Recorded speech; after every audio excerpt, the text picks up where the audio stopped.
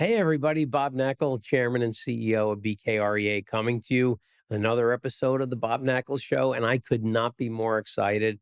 I have my great friend here who is also one of the absolute titans and icons of the office leasing business in New York City, Bruce Mosler. He's the chairman and chairman of Global Brokerage at Cushman Wakefield.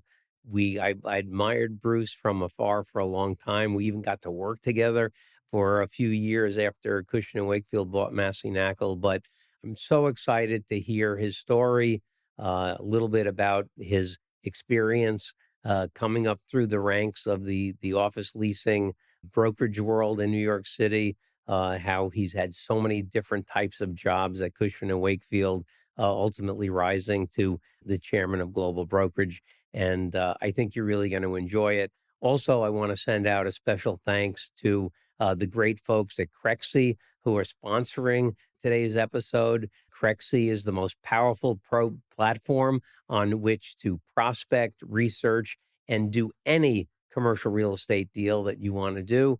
So thank you to the folks at Crexy for that. And without further ado, we're going to get to this episode because I can't wait to hear what Bruce has to say. Thanks so much for being here today, everybody. Hey, everybody. Bob Knakal, Chairman and CEO of BKREA, coming to you on another episode of the Bob Knakal Show. I am so excited today. I have a literal titan of the real estate brokerage industry, a great friend of mine, somebody I've looked up to. He's a couple of years older than me, but always have looked up to Bruce over the years. Truly one of the great real estate people in New York City and in all of the United States. My guest today, chairman of Global Brokerage from Cushman Wakefield, Bruce Mosler. Bruce, great to see you today. Bob, it is great to be with you. So much going on in the real estate market these days. But let's start from the beginning. Sure. Kid, you grew up in Manhattan, right? I'm a New Yorker, born and raised. Went to school here, went to collegiate, left collegiate to go to school at Le Rosey in Switzerland. I don't know why. My parents thought that'd be a brilliant idea to get me out of the house. Came back and finished my high school degree at Fountain Valley High School, Colorado Springs, Colorado.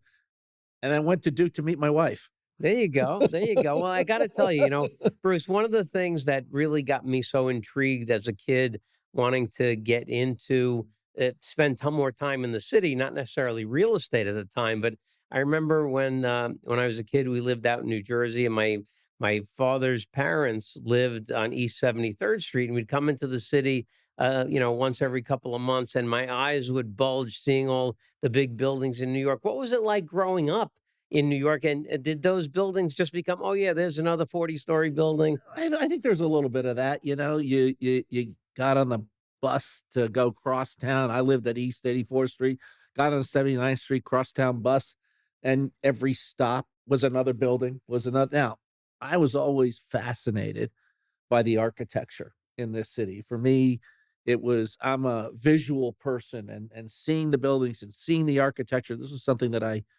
did appreciate at a pretty young age. But for the most part, that's not where your focus is. It's like, I'm going from point A to point B, home to school and back. Right. That was sort of the drill at that time. Right. And so you said you went to Duke, you met Wendy there. That's right. But was it at Duke that you said, hey, maybe I should try this real estate thing? Was there something that happened? What was it that got you to say, you know what, I want to be a real estate broker? I think it was in some ways just this knowing early that, because a lot of my classmates went out and got into the banking world. There were an awful lot of banking jobs available, banking programs, if you will. And for me, that never really felt right. I was much more of the opinion that I needed more time, more space. I think I was more entrepreneurial than just wanting to punch a clock. And I wasn't afraid of the idea that I'm not going to make a living right away. I think I had a certain degree of confidence that this is I need to be in a space where there are no limits, where I have the ability to sort of exercise my creativity. And by the way, I had a girlfriend then who had a stable job, so that helped.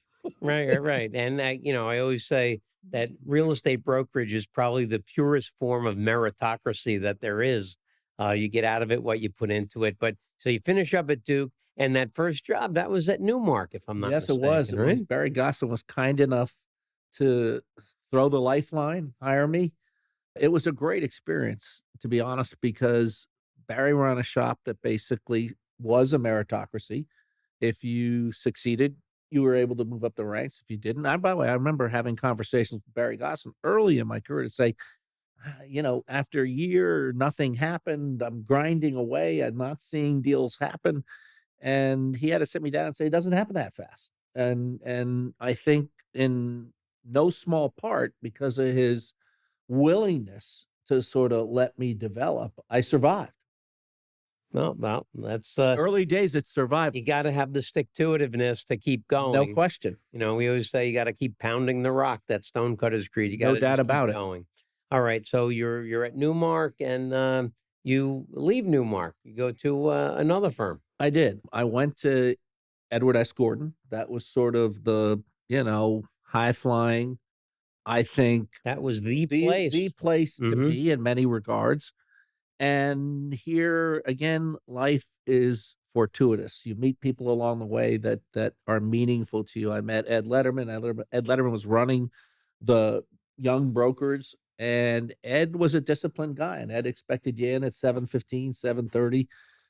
You thought you'd beat him by getting in at 6:30, not a chance. And Ed would teach you how to look at the business, how to approach the business. Every Monday morning he'd come in and say, what new space is on the market? Those were days when people did advertise in the newspaper. Right, the New York I'm giving Times away my classified age now. section. That's right. That's it. That's exactly right. And Eddie Gordon had the famous dress code. Oh my God. I don't want to give away secrets, but I do recall a moment in time where a very senior broker, no name shall be given, Henry Gallen, was running for his life because he brought in a pink shirt with white collars, and Ed was chasing him around the office because the dress code, as you know, was white shirt only. Absolutely, absolutely, very famously so. Famously so. All right, so ESG, and then moved to another shop. So I moved to another shop, couldn't keep a job in one place, moved to Pierce Erstadt, Marin Greer to work for Charlie Erstadt and Henry Pierce, two real icons in the industry. And it was there that I think I sort of landed the first meaningful client relationship, thanks to a relationship Charlie Erstadt had. I had the opportunity to pitch Reader's Digest. And with his help, we won the account. And that was an account that myself and my partners, Mitch Consker, the whole team, and I had for 20 plus years. And to me, that is the signature of success in our industry. If you can keep those long term relationships, service those clients, and at the end of the day, maintain putting the client first, the need to service the client, you're in a very good place. And Bruce, just to be clear, you have been in office leasing the entire time. Never So did the only anything else. time I've ever stepped out of office leasing is when I finally, after next starting my own firm, when Pierce Erstadt was sold, when I started my own firm, And let me interrupt you for a second, though. So when Pierce Erstadt was sold, was that when Alex DiLorenzo bought the that is company? correct. I decided that was a moment in time for me to start my own firm at 29. Why, I don't know. And that was Riverbank? Riverbank as I remember? Realty. And I had a great group of partners. I had Mitch Consker, Paul Glickman, Mitty Lieberson, Matt Astrakhan, Chudnoff. Wow. I had Those are you just named some of the top people in the industry to this day. without a So, doubt. mhm. And we were unashamed of walking in anywhere and saying, you should hire us because we're the boutique shop. We're going to work for you. We have no conflicts of interest. And frankly, we had a pretty good track record for a period of time until we saw the industry change. The industry evolved pretty quickly between, I want to say, the late 80s, early 90s into 2000. You saw the industry go from local, where boutiques could succeed, and we had some tremendous boutique shops here in Manhattan, to regional, from regional to national, and ultimately, beginning in the 2000s, from national to global. You always have to be ahead of your clients. And we recognized at Riverbank pretty quickly that if we didn't have a national platform, we were going to lose the significant clients we had, some of the major banking institutions that sought fit to hire us. We felt we needed to make another move. And that move was to Galbraith, which was tremendous for us. We built a really nice regional boutique shop of 12 and 13 offices around the country, focusing very much on tenant rep, agency work, project management, and management. At the end of the day, times were changing yet again. And when ultimately Galbraith was sold to LaSalle, it was time to pick up. And I arrived at Cushman Wakefield's doorstep in 1997 and haven't left. That's why. And you've had just about every job under the sun at C&W. Why don't you just go through for our listeners and viewers a little bit of the different roles that you played along the way at C&W? Yeah, so I came to Cushman Wakefield as a broker with a large team. Started out as executive director and a member of the very large board for Cushman Wakefield because it was largely made up of the employees. Moved from that to executive vice president after a couple of years of having some success in production. And in 1999, before I stepped into a management role, I'm very proud to say that 5 members of my team were in the top 10 in production at Cushman Wakefield. And that's when I had the bright idea to step out. As our team was continuing to have tremendous success, I said, if there's an opportunity for me to broaden my horizons and understand how to run a firm of this ilk, then, and frankly, be mentored by someone like Arthur Morani, I think that's something I'd like to try. So I tried that in 2000, became president of US operations. And somewhere around 2002, Arthur announced that he was going to retire in 2004.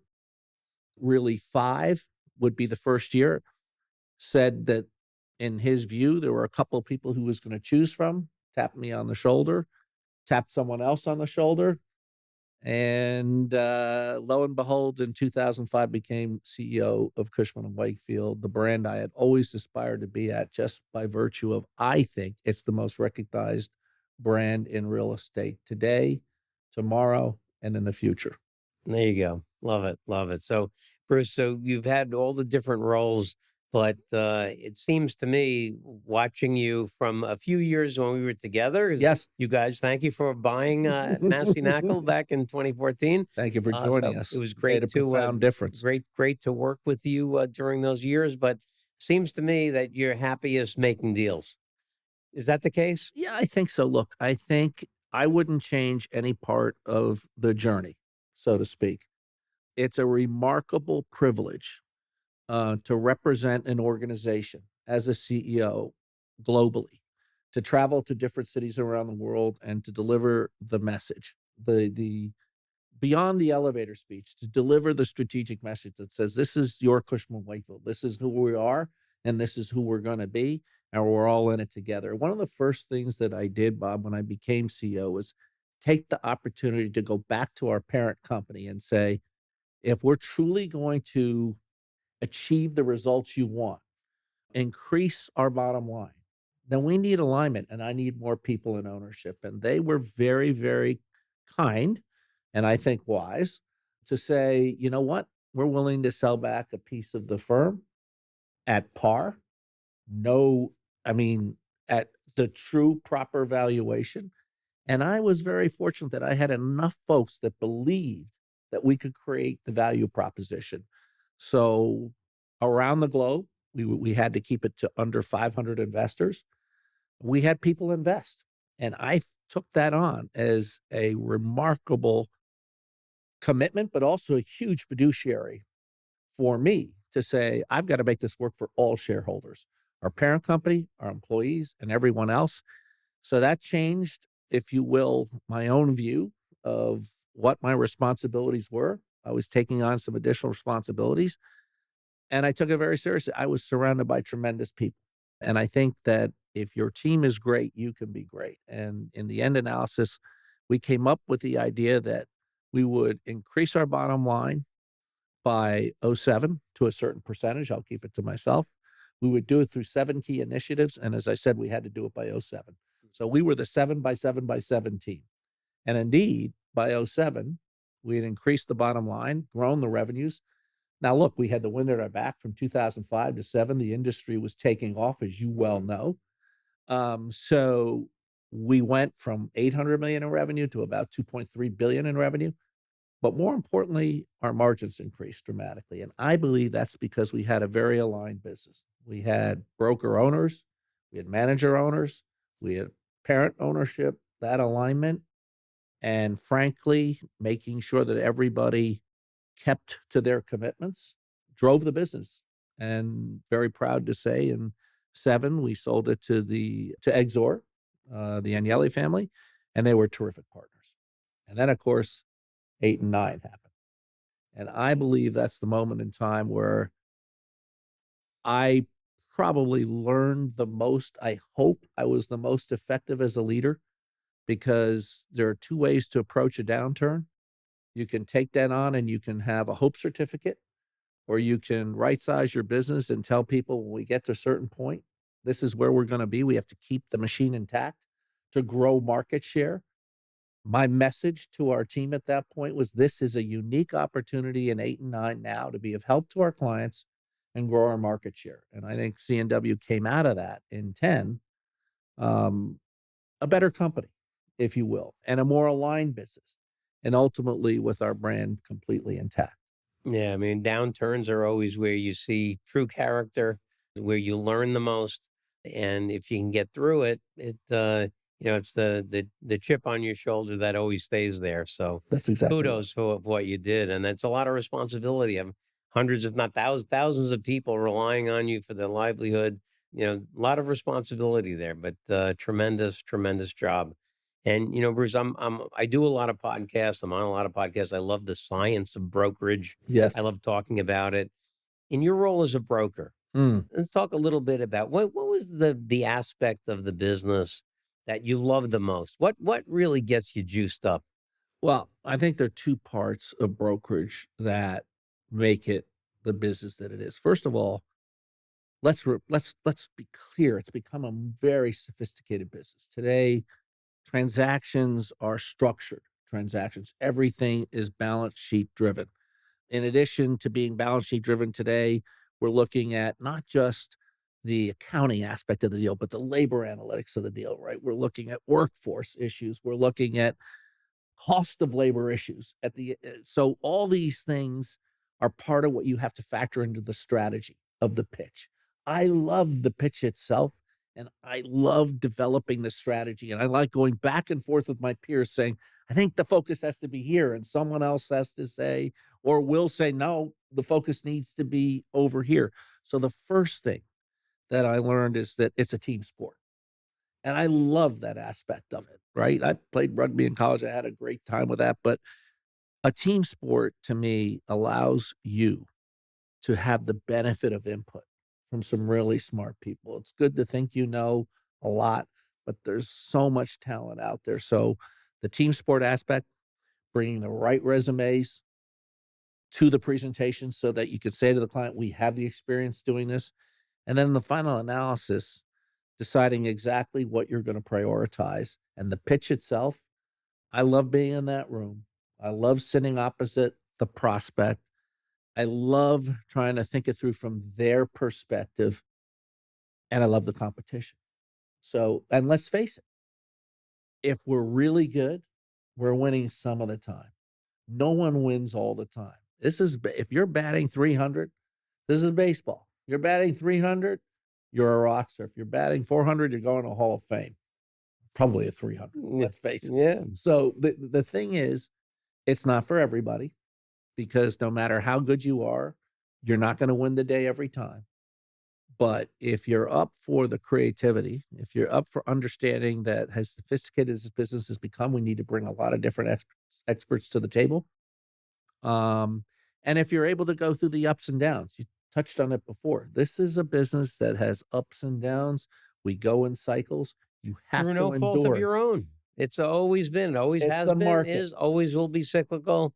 You're going to have to ride up and down. And, and learn from the tough times. 100%. But it's that competitive aspect of the business that I really love so much because, kids are on their cell phones today, and they say kids are addicted because of the dopamine rush that they get from stuff online.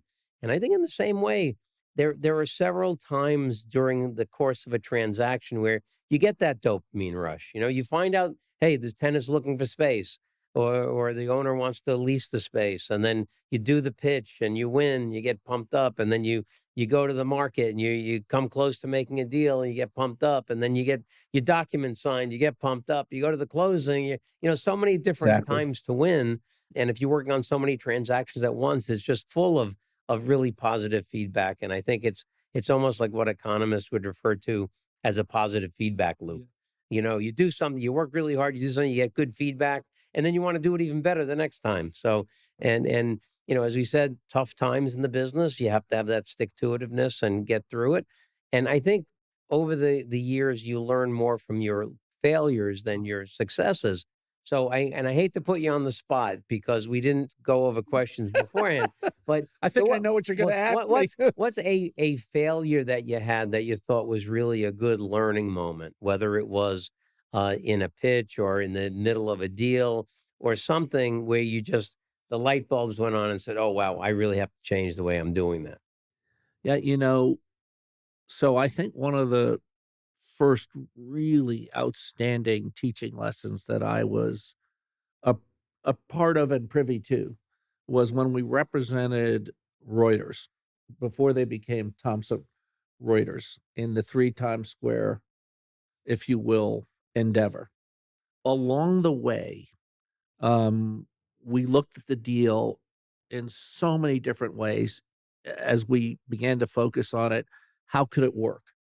And ultimately, their CFO, David Turner, a brilliant man, basically said, this needs to be unique. It needs to be different. It has to hit on all these things. I want equity out of this, but I need to be able to exit my equity. I want to control the developer fees, but I want the best developer. I want, at the end of the day, to have flexibility, but I also want to pay the best rent that I can pay. All these dynamics caused us to have to shift each time the way we were looking at structuring the transaction. And every time we thought we'd have it right, David would say, not quite. And so adjusting to a client that's insisting on different aspects of the deal. And when you're doing a deal of that ilk with a developer like Mr. Root, who is the best of the best, right? At the end of the day, you have to look at the partnership aspects. Do they drive the deal more so than just the rent? In many cases, the partnership aspects should. So, how you prioritize, you're learning from your client, you're learning from, the folks on the other end of the table. We learned a lot from Bill Rudin through the course of the process. But in the end, it was constantly having to adjust to get the deal to a place where it suited the client's needs. That was a tremendous learning experience. So, amongst other things, you learn from failures, right? I've done plenty of pitches where you are, and I won't name the banking institution. We made the pitch. We felt that we looked at a strategy that historically was taking into account what the bank's value proposition was, but also saying, but the business is changing.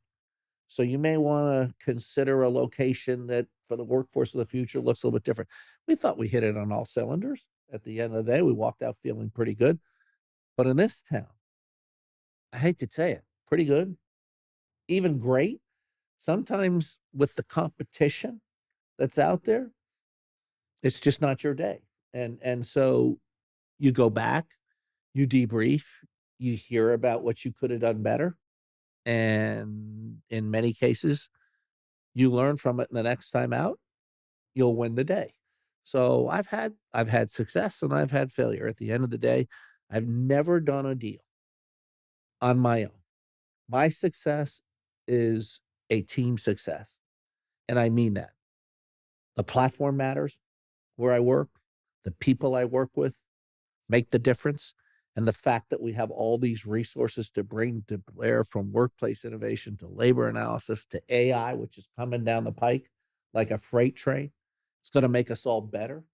It's also going to put us all on the spot at the end of the day, and it's going to change jobs. And it's still going to be, as I tell people, only as good as the input. If large learning models don't get smarter, how do they get smarter? By input from humans. We have to contribute more information.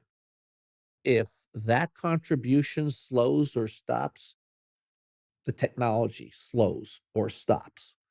So Yeah, without a doubt. I am looking Without a forward doubt. to using that technology, to bringing it to the forefront for our clients, but I'm also cognizant that people matter.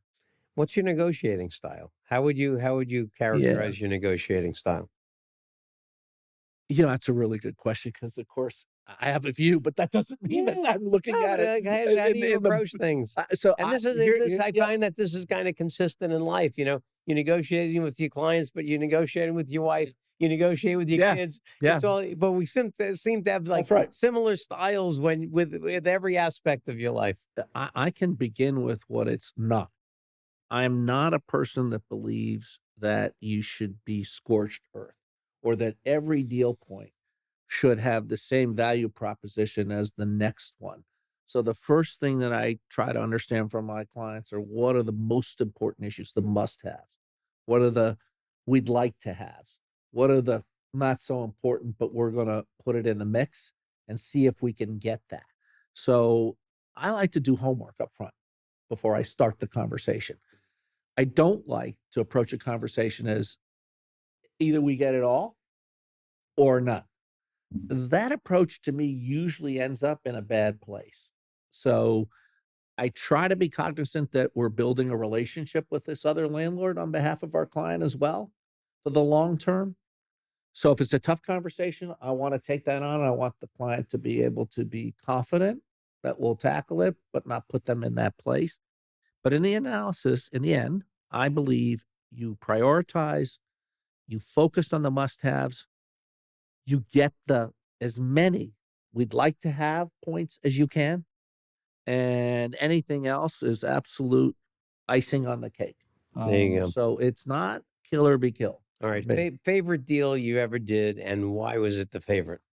Oh, I'm going to come back to probably Reuters just because it was so unique and complex, and the learning curve for me to learn as much from the client, CFO. I mentioned his name, David Turner, working with Joe Cabrera, working with my friend Joe Simone. I mean, we had a team of people from several different companies, but looking at the complexity of the deal and having the opportunity to work with Bill Rudin and our counsel on both sides were tremendous. But looking at taking the land, bringing the developer on board, structuring the transaction for the lease, and in the end, focusing on the partnership, which is really what the lawyers did the majority of the work on. But the complexity of it and seeing how you could structure the transaction to make the economics work for both sides. For me, it was more of a real moment to recognize how real estate meshes with business and partnership. And uh, I've had that opportunity several times since, but that was the first, and it was very exciting. You and I talk for a living. We're not getting on top of the rock pile every day. You ever going to retire? Here's what I'll say. If I can't be effective for my clients and I can't give it 24/7, then I'll consider. But I'm not looking to retire, right? I'm 67. This is a business where some of my peers are kicking it still in their 80s. I'm not going to mention names, but is there anybody better than the Steve Siegels of the world? I mean, there are. He's just, to me, Steve is a iconic human being that, by the way, taught me that it's not just about our business, it's about what we do in the community and how we give back in the community. And for me, that's come in lots of different Yeah, ways. I got to tell you, when you were talking about the way the business has become so sophisticated, it reminds me. I had Steve, who's also a hero of mine. I had him as my first guest on the Bob Knakal Show, and he told a story about how he was in the listings department and used to put the index cards on the big wheel of space. That's right. And now you're talking about figuring out labor dynamics and everything, and he was spinning index cards around a how wheel times have once changed, upon a right? time. That's it. So, yeah, no, Steve's absolutely the best. The Yeah. best. We should spend a second and just talk about his new book. It's actually a great read. And I called him the other day and I said, you know something, what is the cover about? I mean, put your picture on the cover. And he said, no, not my picture. He goes, I want it to sell. So, but again, here's a guy who's lived a life, given back, taught others like you and me how to give back to our communities. I'd One of the say the things I've same for Arthur. always found so interesting about, I want to talk about Arthur also, but one of the things I find so interesting about the real estate community is how philanthropic everybody was. There's almost, Remarkable. I remember as a young kid going to networking events and things, and it really made such an impression on me, the perspective that people had who had been, more mature in the business and the way they approach things and how involved in charities they were. And it's undeniable that this industry is extraordinary when it comes to that kind of thing. Yeah, I think that's what makes me so proud to be part of this industry is that, we are out front on any major issue where the real estate industry leads from the front. We don't follow. So no matter what, whether it's cancer, diabetes, or supporting our military, you name it, the real estate industry is always out front. And I'm proud of that. And frankly, uh, being a realtor, as they say, for me I think that's a pretty fancy title. There you go. There you go. So, you mentioned Arthur. Yeah. We just talk about Arthur a little bit because another icon in the business. Yeah, no doubt about it. And very different styles than aforementioned folks, but for me, Arthur was a leader, right? And Arthur's skill set was in knowing how you have to build an organization to support your clients. So Arthur was early days out front, recognizing how the industry was changing, the need to be global, and built a network of affiliates of Cushman Wakefield around the world. And I have said to people unabashedly that my job was not to create a new strategy. When I came on board, my job was to finish executing Arthur's strategy to the best of my ability. Make these affiliates wholly owned parts of Cushman Wakefield. Make sure that we had the right affiliations, that if we didn't, make some tweaks. But in the end analysis, Arthur had this ability to lead, give people confidence in the organization, in themselves, to hear him speak. You, I said already, your next job should be as a motivational speaker because, he always had a message. It was a hard act to follow, by the way, as a CEO when it comes to his ability to deliver a meaningful message, a motivational speech that would make you want to go out and work that much harder and or make the most of your moment in time. Arthur has an ability to basically say, if you're going to be in the office, be in here 100%. Think about what you should do. Don't waste minutes. Don't waste time. A very, very good strategic thinker. And again, for me, when it came time to take the rollover, I didn't have to make a leap of faith. Arthur, the year before, walked me around the world, introduced me to all of our companies around the world and their leaders and their people. And so I was a familiar face by the time I took over. Who does that? Mentors you around the world. And the trips were fun, right? It was, I can remember in Hong Kong, Arthur setting me up to as we're sitting around the table in Hong Kong and Hong Kong Harbor, and we're at a restaurant, and he says, Michael, who was the head of our Asia operation, saying to me, it's tradition for the CEO, you're being the future CEO, to eat the eyeball of the fish. And I said, that's a tradition? And he said, it's an absolute tradition. And Arthur said, yeah, it is. And I said, all right, fine. And so I did. There was no tradition in that. I was 100% set up. There you go. Love it. But again, this is how you mix having a little bit of entertainment with some good hard work. There you go. And talk about fishermen. You're not a golfer, but you're a fisherman, a famous fisherman. Tell us about How did you develop that interest, and what do you love about that?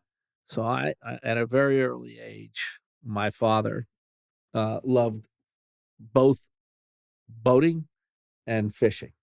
So he had taken me to Montauk numerous times, and I always thought that it was the greatest thing in the world. My dad, myself, my brother, who was a little bit seasick, but he hung in there. And we're out there for 7 hours, and all we're doing is catching fish. And the excitement of just being out on the ocean never left me. So, the minute that I had that opportunity to make the choice of golf or fishing, Easy choice. easy choice. I've kept my little fishing boat in Montauk, Star Island, for the past 25 years, and we do the same thing. We go to Block Island if it's choppy. We run 80 miles if it's not, and we try to catch whatever the sea will give us. Nice, nice. And for And me, it's a Montauk, passion. we know Montauk has a special place in your heart. It You does. created a coffee table book. I did. Tell I us did. about the coffee table I book. created my Montauk because having been out on the ocean for 25 years and having the privilege of looking at the coast of Montauk, I realized this is you can be anywhere in the world. You can go to, Italy, you can go to France, you can see some extraordinary Greece and see some extraordinary coastlines. But there's one that was right under my nose. And so I finally started to take pictures. And for me, the juxtaposition of looking as you enter the Montauk Harbor, these trailers that for 14 bucks a day, you could put your trailer on the beach for a week, then you got to go away, you can come back and enjoy the benefits of being right there and seeing everything as against the hedge funder that had the $20 million home behind it.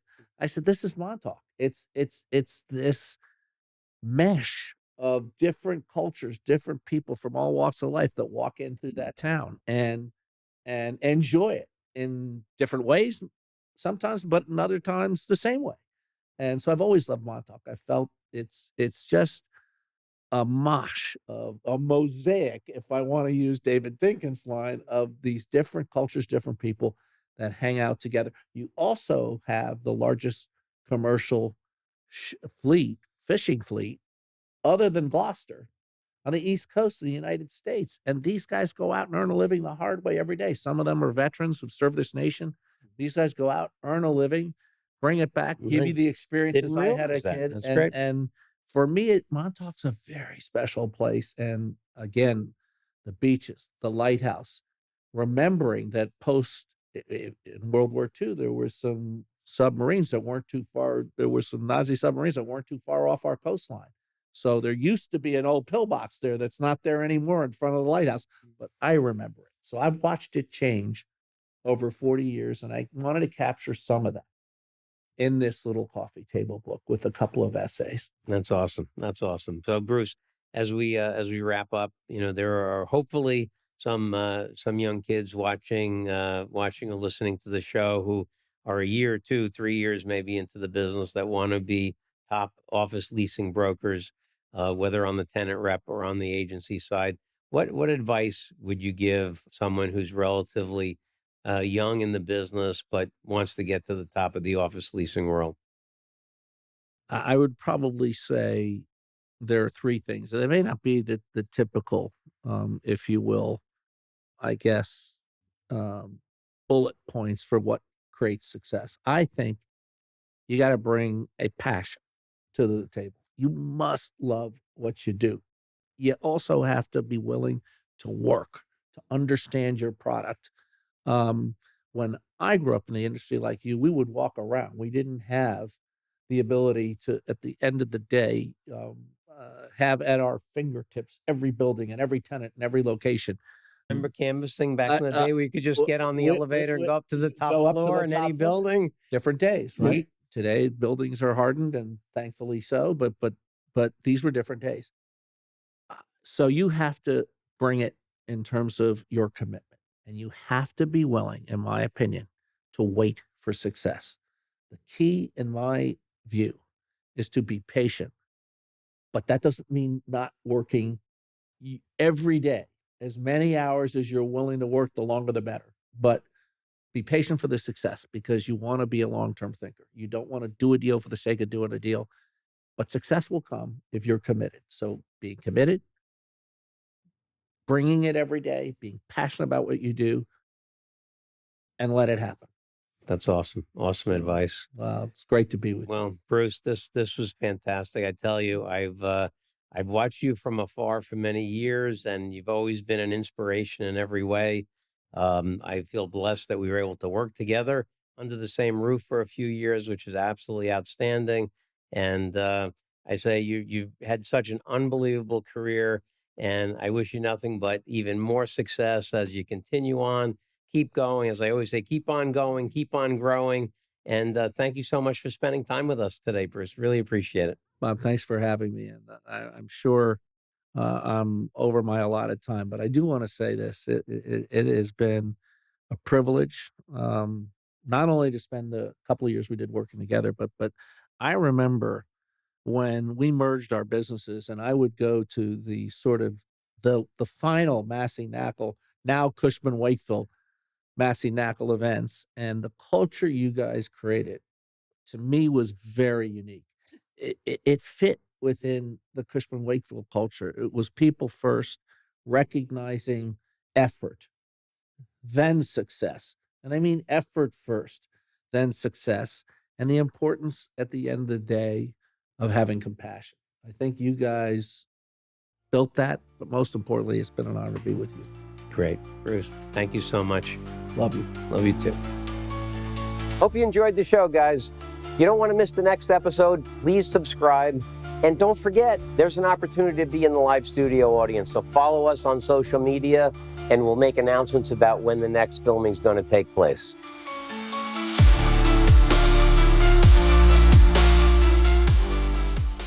We hope you enjoyed the Bob Knakal Show, which again was presented by our friends at Crexy, the most powerful platform on which to prospect, evaluate, connect, and close any real estate transaction.